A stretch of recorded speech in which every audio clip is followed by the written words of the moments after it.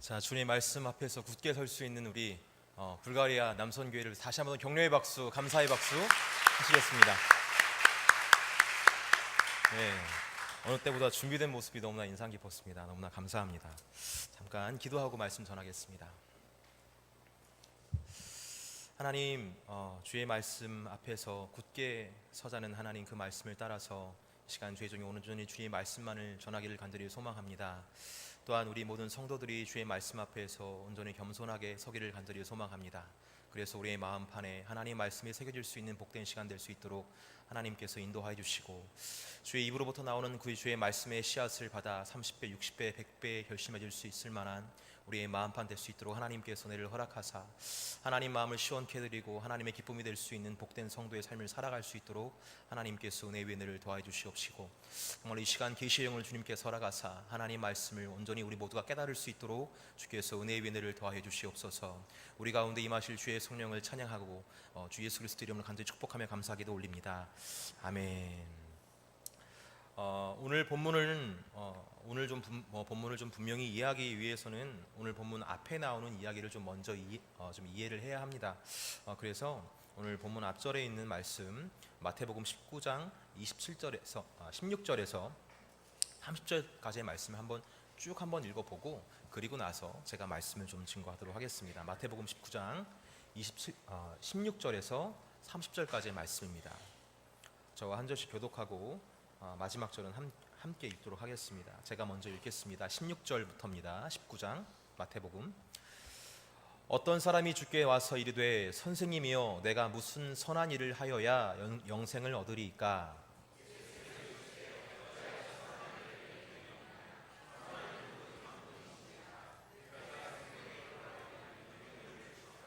이르되 어느 계명이오니까? 예수께서 이르시되 살인하지 말라, 간음하지 말라, 도둑질하지 말라, 거짓 증언하지 말라.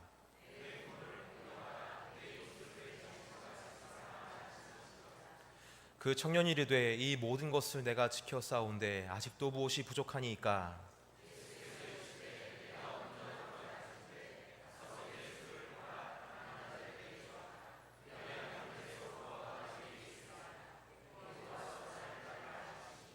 그 청년이 재물이 많음으로 이 말씀을 듣고 근심하며 가니라.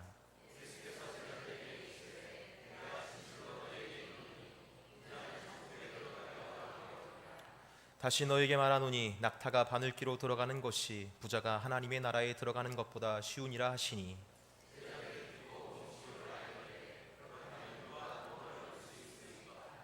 예수께서 그들을 보시며 이르시되 사람으로는 할 수 없으나 하나님으로는 다 하실 수 있느니라.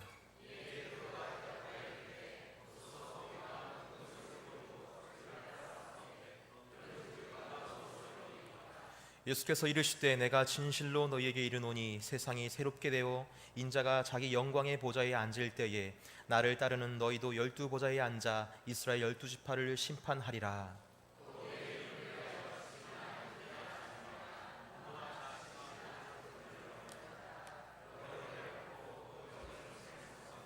함께 읽겠습니다.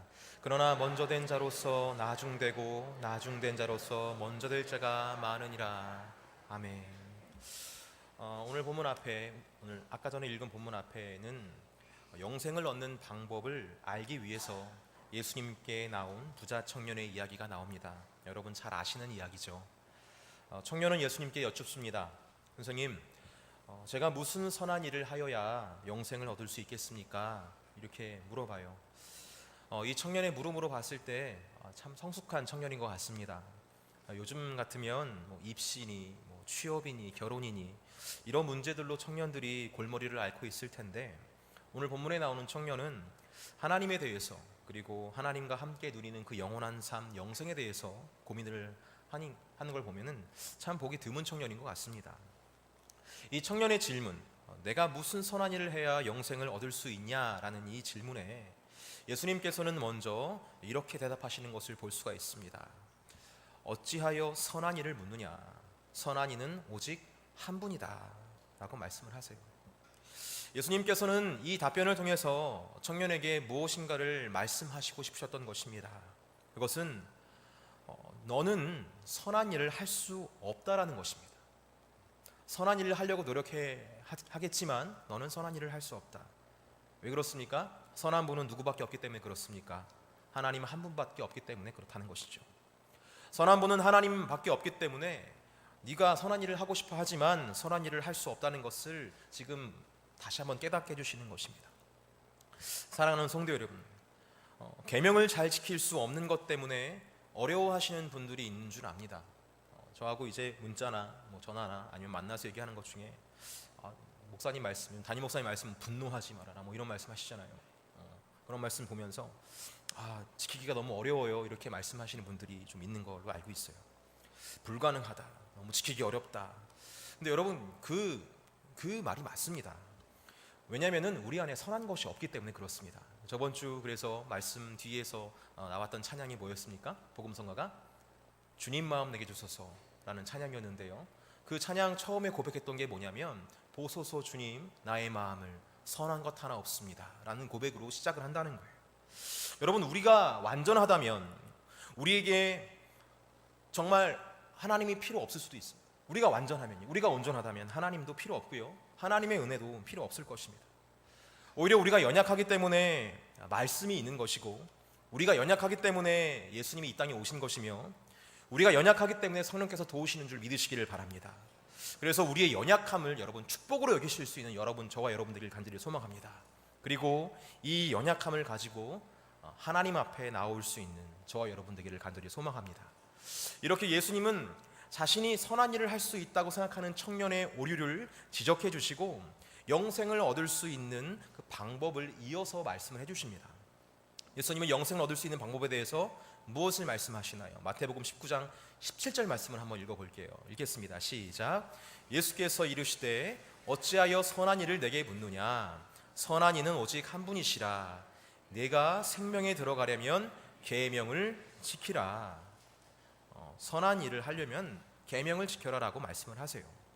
그런데 예수님께서 계명을 지키라라고 말씀하신 부분에서 이 지키다라는 단어는요, 원어로 테레오라는 단어로 사용됐습니다. 테레오. 이 테레오라는 단어의 의미는 지키다라는 의미만 있는 것이 아니라 보존하다, 또 잘 살피다, 깨어서 지키다라는 의미가 담겨 있습니다. 그리고 이 단어와 유사한 단어로 헤데오스라는 단어가 있다고 합니다. 근데 이 헤데오스라는 단어는요, 기쁘게라는 의미를 가졌다고 해요. 그러니까 종합적으로 말씀을 드리면 예수님께서 말씀하신 이 계명을 지키라라는 의미는 억지로 마지못해 지키는 것을 말하는 게 아니라 기쁨으로, 즐겨함으로 계명을 지키고 보존하고 깨어서 잘 살펴라라는 의미가 담겨 있다라는 것이죠. 예수님의 이런 말씀을 듣고 청년이 다시 한번 질문합니다. 그러면 예수님, 어떤 계명을 지켜야 합니까? 그래서 예수님은 살인하지 말고, 간음하지 말고, 도둑질하지 말고, 거짓 증언하지 말고, 내 부모를 공경하고 내 이웃을 내 몸과 같이 사랑하라 라는 계명을 말씀을 하십니다. 청년은 예수님 말씀하시는 계명들을 잘 듣고 있다가 다시 이렇게 대답을 해요. 선생님, 제가 이 모든 계명을 지켰습니다. 그런데 뭐가 부족합니까? 라고 역으로 예수님께 질문을 드려요. 청년의 이 질문은 이런 의미인 것 같습니다. 예수님, 저 예수님께서 말씀하신 그 계명 저 잘 지켰어요. 다 지켰습니다. 다 지켰는데 왜 영생을 얻었다는 믿음이 생기지 않을까요? 저 잘 지켰는데 왜 이렇게 마음이 공허할까요? 라는 의미인 것 같아요. 여러분, 왜 그럴까요? 왜 이 청년은 예수님께서 말씀하신 모든 계명을 지켰음에도 불구하고 영생을 소유한 기쁨을 누릴 수가 없는 것입니까? 왜 그렇습니까? 근데 가만히 생각해 보면요, 우리의 신앙생활도 이와 같다는 것을 알 수가 있습니다. 예수님께서 말씀하시는 그 계명은 우리 모두가 다 잘 지키고 있습니다. 다 잘 지키고 있는 것 같은데 솔직한 심정으로 자기 자신을 돌아보면 내 안에 영생이 있는지, 내가 그 영생을 소유한 사람인지, 그렇게 정말 영생을 소유한 기쁨을 가지고 살아가는 사람인지 잘 모를 때가 있고 느껴지지 않을 때가 있다는 거예요. 가만히 보면은 안 믿는 사람과 믿는 나 차이가 없어요. 왜 이런 일이 일어나는 것일까? 재미있는 것은요, 우리가 읽은 성경에는 예수님께서 말씀하신 지켜라라는 그 단어와 청년이 대답한 지켰습니다라는 그 단어가 지키다라는 것으로 같이 표현되어 있지만 원어에는 서로 다른 단어로 표현되어 있습니다.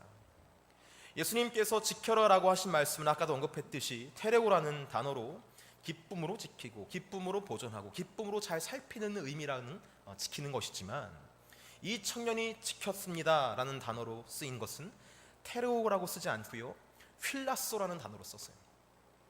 휠라소라는 단어 역시 수호하다, 감시하다, 보존하다라는 단어를 의미하는 단어이긴 하지만 이 단어에는 지킨다, 지키긴 지키되 의무감으로 지키거나 책임감으로 지킨다라는 그런 분위기가 담겨 있습니다. 그러니까 예수님께서는 계명을 지키는 것에 있어서 테레오라는 단어를 쓰므로 하나님의 계명을 지키는 것 그 자체를 즐거워하기를 원하셨지만 이 청년은 지키긴 지키되 그 계명을 어떻게 지켰다고요? 의무감, 책임감으로서만 하나님의 계명을 지켰다라는 것을 본문이 이야기하고 있다라는 것입니다. 그렇다면 여러분, 왜 이 청년은 하나님의 계명을 테레오, 즉 기쁨으로 지키지 못하고 휠라소, 책임감과 의무감으로 지켰던 것일까요? 그것은 하나님의 계명을 하나님의 계명 자체로 소중하게 여긴 것이 아니라 영생을 얻기 위한 조건으로 이 청년은 생각했기 때문에 그렇게 의무감으로 지킨 것입니다. 옷 한 벌을 사기 위해서도 반드시 어떤 값을 지불해야 하는데 하물며 영생이라는 아주 고귀한 가치를 위해서라면 무엇을 지불해야 할까? 하나님의 계명을 내가 지키면 그것을 대가로 영생을 얻게 될 것이다 라고 생각했던 것이죠.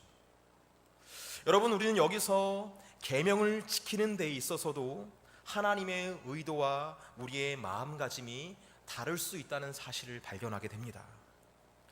하나님께서 우리에게 계명을 주실 때에는 이 계명 자체를 우리에게 선물로 주셨습니다.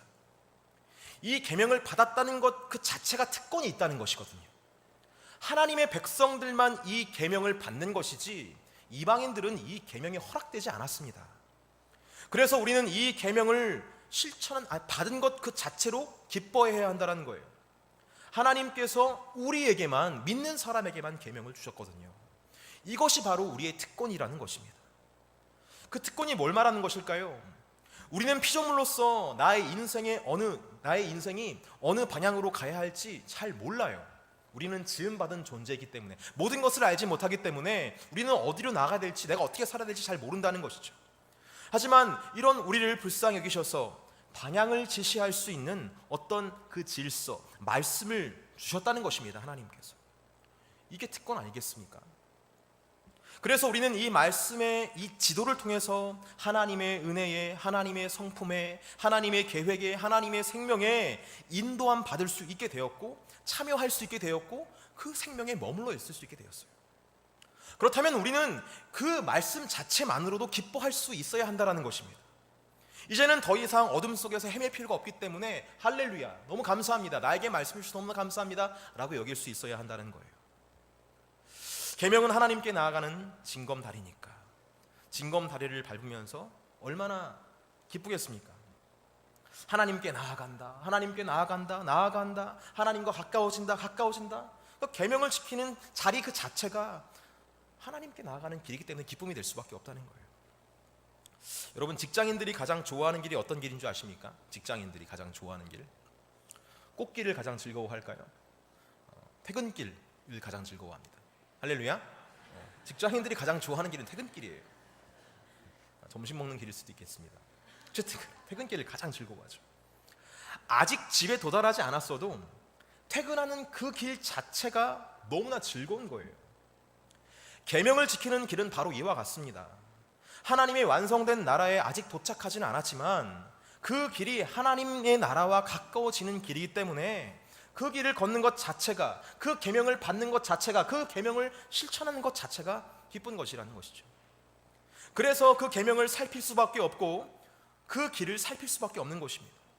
만약에 그 계명을 떠나면 하나님께 가지 못하는 길이기 때문에, 퇴근하지 못하기 때문에 우리는 그 계명을 살필 수밖에 없고 또 신중하게 그 계명을 실천할 수밖에 없는 것이죠. 이렇게 하나님의 계명은 어떤 조건이 아니라 그 계명 자체로 우리에게 기쁨이 될 수밖에 없는 것입니다. 이것이 계명을 주신 하나님의 원래 의도였어요. 그런데 이게 어떻게 퇴색되었습니까? 조건이 되어버린 거예요. 여러분, 조건이 무엇입니까? 조건은 딜입니다. 딜, 교환이에요. 내가 이 계명을 지켰으니까 그 대가로 영생을 주세요. 내가 힘들게 지켰으니까, 정말 노력했으니까 저 사람보다 더 위대한 뭔가를 주세요. 여러분, 이런 신앙의 태도는 하나님의 의도와 너무나 다른 신앙생활입니다. 이렇게 하나님께서 계명을 주신 의도와 우리가 계명을 지키는 의도가 달라도 너무나 달라요. 하나님은 그 계명 자체를 기쁨으로 여기길 원하셨지만 우리는 그 계명을 조건으로 여기기 때문에 너무 다르다는 것이죠. 이렇게 계명을 조건적으로 이해하고 있는 청년에게 예수님께서는 또 하나의 계명을 소개하십니다. 이렇게 말이죠. 그래? 다 지켰어? 그러면 네 소유를 팔아서 가난한 사람들에게 나눠주고 나를 따라와라. 이렇게 말씀을 하세요. 예수님의 이 말씀을 들은 청년은 여러분 어떤 심정이었겠습니까? 청년은 이 말씀을 끝판왕 계명이라고 생각했을 거예요. 끝판왕, 제일 이제 최고층에 있는 계명, 내 수준으로는 도달할 수 없고 지킬 수 없는 계명이다라고 생각했던 것 같아요. 여러분, 청년이 지금 이 계명을 바라보는 어떤 시선을 한번 이렇게 이해했을 것 같습니다. 살인하지 말라, 어떻게 이해했을까요? 1단계 계명이라고 생각했을 거예요. 1단계 계명. 그래, 나는 살인하지 않지. 2단계는 뭐야? 2단계 간음하지 말라. 이 정도야. 난 바람 피지 않지. 3단계 뭐야? 도둑질하지 말라. 그래, 나는 도둑질을 하지 않아도 난 부자니까 괜찮지. 필요 없어. 패스. 4단계 거짓 증거하지 말라. 좀 어렵지만 그래, 난 내 이익을 위해서 거짓말하지 않았지. 난 대단하지. 5단계 뭐야? 내 부모를 공경하라. 그래, 내 부모님이니까 당연히 공경해야겠지. 6단계 내 이웃을 내 몸과 같이 사랑하라. 나와 상관없는 이들인데 그래도 계명이니까 지키려고 해봐야 되겠지 라고 생각했을 거예요. 근데 예수님께서 그 청년에게 제시하신 그 계명들, 언뜻 봤을 때 이렇게 계단과 같지 않습니까? 점점 심오해지고 어려워지는 것 같아요. 그런데 마지막이 뭐예요? 끝판왕 제일 위에 있는 게 네 소유를 팔아서 가난한 사람들에게 나눠주라는 거예요. 그리고 다 버리고 예수님을 따르라는 거예요. 이 말을 듣고 허걱하는 거예요. 야, 끝판왕, 이건 안 되겠다. 이건 어렵다. 그러면서 근심하며 돌아섰더라. 이게 바로 오늘 본문의 윗전에 있던 말씀입니다. 하나님의 계명을 이렇게 무엇인가를 얻는 조건으로 이해하면요, 여러분, 어떤 계명은 지키기 쉬운 계명으로 볼 수 있고, 어떤 계명은 좀 어렵게 지킬 수 있는 계명이라 볼 수 있고, 또 어떤 계명은 못 지킬 계명이라고 볼 수 있습니다. 이렇게 나눠지는 거예요. 단계가 나눠지는 것입니다. 그 결과 우리는 계명 앞에서 작아지거나 아니면 계명 앞에서 커집니다. 나는 계명을 지키는 사람, 역시 난 의로운 사람. 나는 계명을 못 지키는 사람, 역시 난 불의한 사람. 근데 여러분, 예수님께서는 말씀하셨지만 계명을 지키는 선한 사람은 존재하지 않습니다. 선한 존재는 하나님밖에 없어요. 우리는 계명을 지킴으로 선한 사람이 되는 것도 아니고 계명을 지킴으로 영생을 소유하는 것도 아닙니다. 단지 계명을 지킴으로 하나님의 즐거움에 참여할 수 있는 거예요. 여러분, 계명이 무엇입니까? 여러분, 계명은 영생의 조건이 아니라 계명을 지키는 그 자리가 바로 하나님을 만날 수 있는 자리인 줄 기억하시기를 바랍니다. 우리가 하나님의 계명 그 자체를 소중히 여기고, 그래서 그 계명을 마음을 다해, 성품을 다해, 생명을 다해 그 계명을 지키면, 다시 말해서 계명으로 주어지는 어떤 조건을 바라보는 게 아니라 그 계명 자체만 바라보며 그 계명을 지킴으로 그 계명에 머물러 있게 되면, 지키는 것으로 그 계명에 머물러 있게 되면 우리는 그 계명을 지키는 그 자리에서 하나님을 만나게 된다는 거예요. 좀 어려운 개념인데요, 여러분 잘 생각해 보세요. 여러분, 계명은요, 하나님의 입에서부터 나오는 말씀입니다. 믿으십니까? 하나님의 입에서부터 나온 말씀이 바로 계명이에요. 그러면 그 말씀에는 무엇이 담겨 있겠습니까? 하나님의 목소리가 담겨 있을 거예요. 하나님의 숨결이 담겨 있을 것입니다. 하나님의 계획이 담겨 있을 거예요. 하나님의 능력과 하나님의 생명이 그 계명 안에 담겨 있을 거예요. 하지만 그 담겨있는 하나님 계명 안에 담겨있는 그 하나님의 성품과 하나님의 생명과 하나님의 능력을 바라보지 않고 엉뚱한 조건을 바라본다면 여러분, 우리는 하나님을 보지 못하게 된다는 거예요. 여러분, 수요 예배에 나오셨습니다. 그런데 수요 예배에 나온 것으로 나의 의무를 다했다라고 생각한다면, 다시 말해 많은 신앙의 의무 중에 하나를 해치웠다라고 생각한다면, 또 그것으로 만족한다면 이 수요 예배 안에서 역사하시는 하나님을 만나지 못할 수도 있어요. 왜냐? 우리는 수요 예배 안에 계시는 하나님을 바라보는 것이 아니라 수요 예배 처음과 끝을 지킨 그 자체를 바라보기 때문에 그렇습니다. 그 안에 담겨있는 보물은 받지 못한 채 떠나가는 사실. 성경은 이런 사람들을 보며 마당 뜰만 밟고 가는 사람이다라고 표현을 하죠. 우리는 의무를 감당하는, 책임을 감당하는 사람이 아니라 은혜를 받아야 한다는 사실을 기억해야 합니다. 모든 예배 안에는, 그리고 모든 계명 안에는 하나님으로 가득 차 있어요.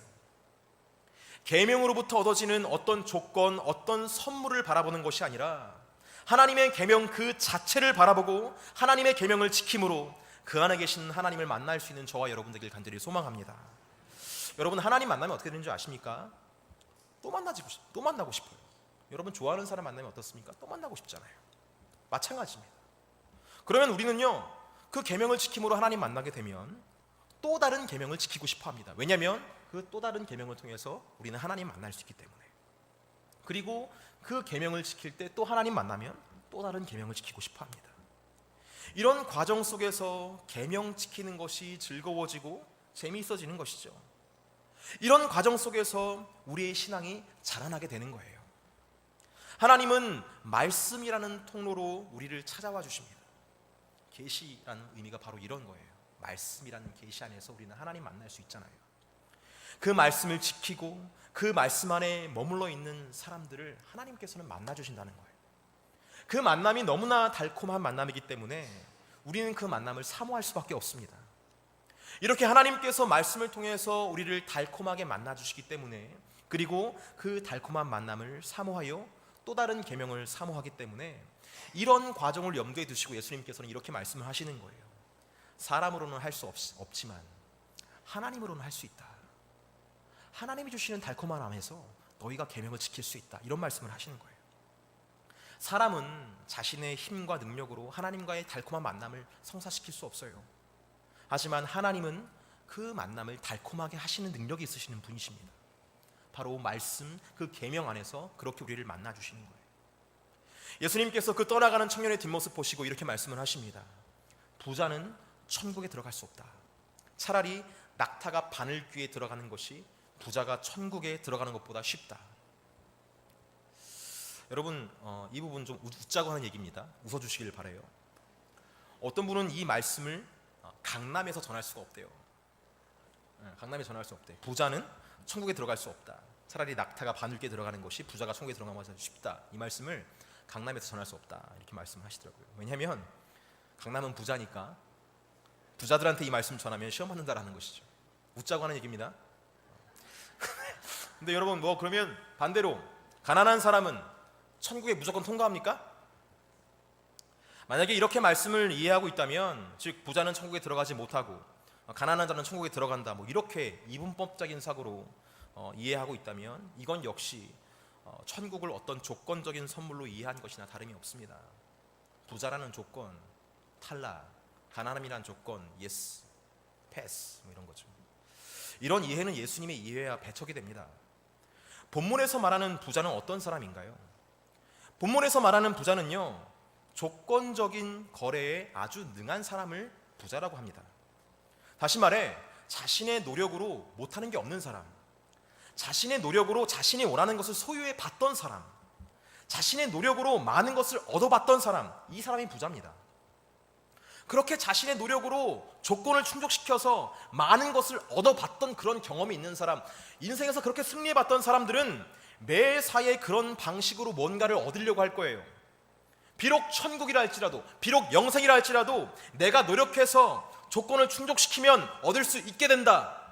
그래서 부자는요, 다시 말해서 조건을 충족시키는데 아주 능한 사람은 천국에 들어갈 수 없다는 거예요. 왜? 천국은 조건적으로 주어 내가 이룰 수 있는 것이 아니기 때문에 그렇습니다. 그런데 이 말을 듣고 제자들이 너무 놀래가지고 예수님께 여쭤봅니다. 그러면 주님, 부자도 못 들어가는데, 저렇게 열심히 믿는 사람, 노력하는 사람도 구원받지 못하는데 그럼 우리는 어떻게 받습니까? 이렇게 물어보는 거예요. 그때 예수님께서 뭐라고 말씀하십니까? 하나님이 하신다라고 말씀하시는 거예요. 니네가 하는 게 아니다. 하나님이 하신다.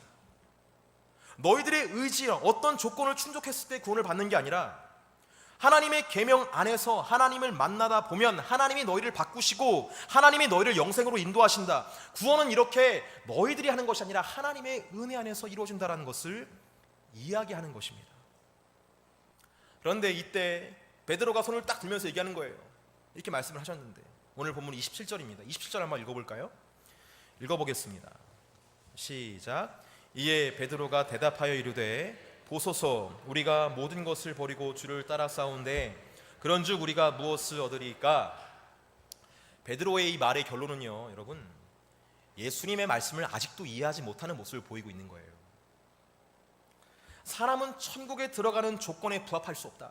예수님께서 말씀하셨죠. 사람은 선하지 못하기 때문에, 오직 하나님만 선하기 때문에 하나님께서 그 조건에 부합하도록 만들어 주셔야 사람이 천국에 들어갈 수 있다. 그러니까 조건에 대해 생각하지 말고 계명 속에서 하나님을 만나봐라. 하나님을 만나보면 그렇게 말씀 안에서 너를 창조하실 것이고 계명을 지키는 자로 만들 것이며 결국에 너에게 영생을 주실 것이다. 다 하나님께서 하실 거야. 이렇게 말씀을 예수님께서 이제까지 쭉 하셨는데 거기서 베드로가 손을 딱 들고 얘기하는 거예요. 다시 조건에 대해서 얘기합니다. 예수님, 저 청년은 우리보다 못한 것 같습니다. 저 청년은 자신의 소유를 못 버렸지만 여기에 있는 우리는 다 버렸잖아요. 그리고 우리는 예수님을 따랐잖아요. 우리는 뭘 얻겠습니까? 이렇게 물어보는 거예요. 그러니까 자신의 의를 팍 드러내는 것입니다. 우리는 저 청년이 하는 것보다 더 잘했잖아요, 예수님. 우리는 어때요? 우리는 뭘 얻을 수 있겠습니까? 제가 예수님이었다면요, 베드로 딱밤 딱 때렸을 것 같아요. 뭐 들었냐 너? 뭐야, 너 아직도 이해 못했어? 이랬을 것 같아요. 근데 예수님께서는 베드로를 혼내시지 않고 크게 두 가지로 대답을 해주십니다. 첫 번째, 모든 것을 버리고 예수님을 따르는 자들에게 주어지는 은총에 대해서 말씀을 해주세요. 그러니까 베드로의 질문에 답을 해주시는 것이죠. 그리고 30절에 보면요, 베드로의 중심을 보시고 그에게 따끔한 충고를 한마디로 하십니다. 처음 된 자가 나중 될 수 있고 나중 된 자가 처음 될 수 있다라고 말씀을 하시는 거예요. 먼저 여러분, 모든 것을 버리고 예수님을 따르는 사람들에게는 어떤 은총이 있을까요? 우리 28절과 29절 말씀 한번 읽어보도록 하겠습니다. 읽겠습니다. 시작. 예수께서 이르시되 내가 진실로 너희에게 이르노니 세상이 새롭게 되어 인자가 자기 영광의 보좌에 앉을 때에 나를 따르는 너희도 12 보좌에 앉아 이스라엘 12지파를 심판하리라. 또 내 이름을 위하여 집이나 형제나 자매나 부모나 자식이나 전토를 벌인 자마다 여러 배를 받고 또 영생을 상속하리라. 모든 것을 내려놓고 예수님을 따르는 자들에게 주어지는 은총이란 한마디로 여러분 함께 선포해 봅시다. 우리의 인생에 반전이 있습니다. 다시 한번 선포하겠습니다. 우리의 인생에 반전이 있습니다. 할렐루야. 예수님을 따르는 것은 그때 당시에 사회 주류에서 한참 벗어나는 인생이었어요. 그래서 그들은 당시 기득권, 그러니까 여기서 말하는 예수님과 예수님의 제자들을 말하는 것입니다. 당시 기득권 세력에게 무시당하고 외면당하고 이단으로 치부받았었습니다. 하지만 예수님께서 말씀하세요. 지금은 비록 너희들이 틀린 것 같아 보이지만 마지막 때가 되었을 때, 내가 이 땅에 다시 재림했을 때 내가 맞다는 것을, 또 너희들이 맞다는 것을 보게 될 것이다. 그 증거로 너희들이 12지파를 심판하게 될 것이다 라고 말씀하시는 거예요. 전복될 것이다 라고 말씀하시는 거예요. 이런 반전이 있을 것이다 라고 말씀하시는 거예요. 더불어 이런 반전도 있습니다. 예수님을 따름으로 인해서 가족과 멀어지는 것 같아 보이고 너희들의 소유를 버린 것 같아 보이지만 아니다. 그게 아니다. 오히려 너희들은 몇 배를 얻게 될 것이고 이 생뿐만 아니라 영생, 하늘의 소망도, 죽어서도 영생을 얻게 될 것이다. 여러분이 이 말씀을 통해서 깨닫게 되는 것이 무엇입니까? 우리의 신앙생활, 여러분, 보이는 것만 보고 판단해서는 안 된다는 것을 우리에게 말씀하시고 있는 것입니다. 지금 당하고 있는 수모, 굴욕, 고통, 그것이 전부라 여기면 안 되는 거예요. 그 모든 것을 완전히 뒤집는 반전이 우리 인생 앞에 기다리고 있다는 사실을 기억하시기를 바랍니다. 여러분, 소망을 잃지 마시길 바랍니다. 우리의 인생에, 우리 믿는 성도들의 인생에는 반전이 있습니다. 담임 목사님 말씀대로 표현하자면 3라운드의 인생이 표현되어 있는 것이고요. 그래서 어떤 기도를 드려야 되겠습니까? 3라운드의 인생을 위해서 우리 몇 주 전에 신 목사님께서 말씀하셨는데 마라나타의 기도를 해야 한다는 것이죠. 아멘 주 예수의 오시옵소서. 여기서 여러분 아멘은 뭘 말하는 것일까요? 아멘은 저는 이렇게 생각합니다. 우리에게 소망이 있습니다. 아멘. 우리에게 인생의 반전이 있다. 아멘. 우리의 인생에는 3라운드가 있습니다. 아멘. 이것을 아멘이라고 고백하고, 그리고 주 예수의 오시옵소서, 오셔서 속히 이루어 주시옵소서. 이렇게 마라나타의 기도는 하나님께서 우리에게 주신 소망을 바라보고 믿음으로 하나님의 때를 구하는 기도가 바로 마라나타의 기도입니다. 이 마라나타의 기도를 할 수 있는 저와 여러분 되기를 간절히 소망합니다. 믿음이 없으면 이런 기도를 할 수가 없어요. 우리의 인생의 반전을 소망으로 바라보시고 마라나타 기도하면서 주님의 나라와 주님의 때를 구하며 주의 반전을 맛볼 수 있는 저와 여러분 되기를 간절히 소망합니다. 근데 문제는 뭐예요?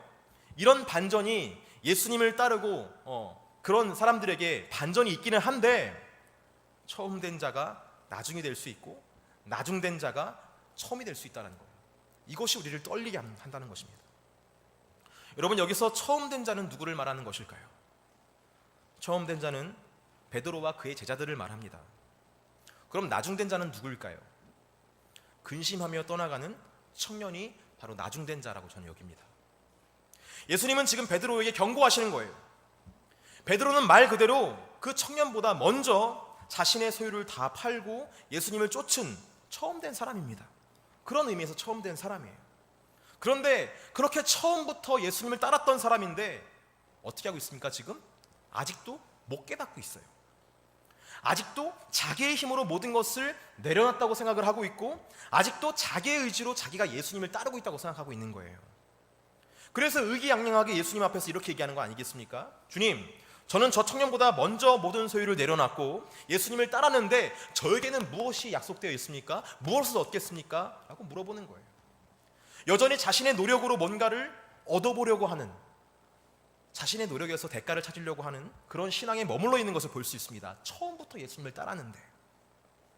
하지만 여러분, 본문에는 나오지 않지만 근심하며 떠나갔던 그 청년이 근심하며 돌아가는 그 길목에서 예수님의 말씀의 의도를 깨달았다면, 그래서 나는 하나님의 계명을 지킬 수 없는 부정한 사람이었구나, 예수님께서 그걸 말씀하신 거였구나, 그러면서 주 앞에 나오는 거예요. 주여, 저는 죄인입니다. 주님 없으면 나는 안 됩니다. 내가 주의 계명을 지킬 수 있도록 나에게 은혜를 베풀어 주시옵소서라고 고백하며 주님께 나왔다면 그는 나중된 자지만 처음으로 나아가는 것입니다. 여러분, 신앙생활에서 먼저 교회에 나오고 먼저 봉사를 하고 먼저 시작을 했다고 해서 그것이 우리의 자랑이 될 수가 없습니다. 먼저 온 사람이나 나중에 온 사람이나 똑같이 하나님의 은혜 안에서 시작된 사람들이에요. 그것을 우리는 알아야 합니다. 그런 의미에서 여러분, 우리는 뒤를 바라보는 신앙이 아니라 앞을 바라보는 신앙이 되어야 할 줄 믿습니다. 내가 이제까지 걸어왔던 그 길, 여러분 그렇죠, 지금까지 지내온 것 주님의 은혜라라고 우리가 고백을 합니다. 그런데 사람인지라 자꾸 뒤를 돌아보다 보면 하나님의 은혜가 보이지 않고 내가 이제까지 걸어왔던 그 긴 길이 보입니다. 그 길이 길면 길수록, 또 그 길이 험난하면 험난할수록 하나님의 은혜를 자랑하기보다 우리의 죄성은 계속해서 충동질하는 거예요. 네가 있다, 너 참 잘했다, 야, 너 어떻게 이렇게 했냐. 내 앞을 바라보면 여전히 하나님의 나라와 멀리 있기 때문에 하나님의 은혜가 너무나 필요한 존재인데 라는 것을 의식할 수 있지만, 우리의 뒤를 돌아보면 그 뒤가 너무나 길기 때문에 이제 좀 멈추면 안 될까? 잠깐 여기서 좀 쉬면 안 될까? 사명은 여기까지가 아닐까? 라는 생각을 하기 쉽다라는 거예요. 여러분, 그런 의미에서 뒤를 돌아보지 마시기를 바랍니다. 소돔과 고모라에서 롯의 아내가 뒤를 돌아봤다가 어떻게 되었습니까? 소금 기둥이 되었다는 사실을 저는 그때 팍 깨달았어요. 이 말씀을 준비하면서. 그래, 뒤를 돌아보면 안 되지. 하나님께서 말씀하신 그 표대를 향해서 나아가야 되겠지. 여러분, 뒤를 돌아보고 안주하려고 하지 마시고 우리가 나아가야 할 그 길을 바라볼 수 있는 저와 여러분들을 간절히 소망합니다. 여전히 우리에게는 나가야 할 길이 있습니다. 그 길에서 우리는 주님의 한량없는 은혜가 필요한 여전히 연약한 사람들이에요. 앞을 바라보는 그 길에서 오늘도 하나님의 계명을 바라볼 수 있는, 우리가 지키고 우리가 따라야 할 하나님의 계명을 바라볼 수 있는 저와 여러분 되길 간절히 소망합니다. 그리고 그 계명을 지키는 그 자리에서 하나님의 거룩한 임재로 들어갈 수 있는 저와 여러분 되길 간절히 소망합니다. 그러면서 주님께서 주시는 그 말씀을 통해 우리에게 힘을 주시는 그 경험을 할 수 있는 저와 여러분 되고, 걸어갈 힘을 주시는 그 하나님 만날 수 있는, 그렇게 주님의 나라에 한 걸음씩 나아갈 수 있는 저와 여러분 되길 간절히 소망합니다. 그렇게 주님의 은혜로 일어서고 주님의 은혜로 달려가며 끝내 예수님께서 말씀하시는 반전의 인생을 경험하는 저와 여러분 되기를 간절히 소망합니다.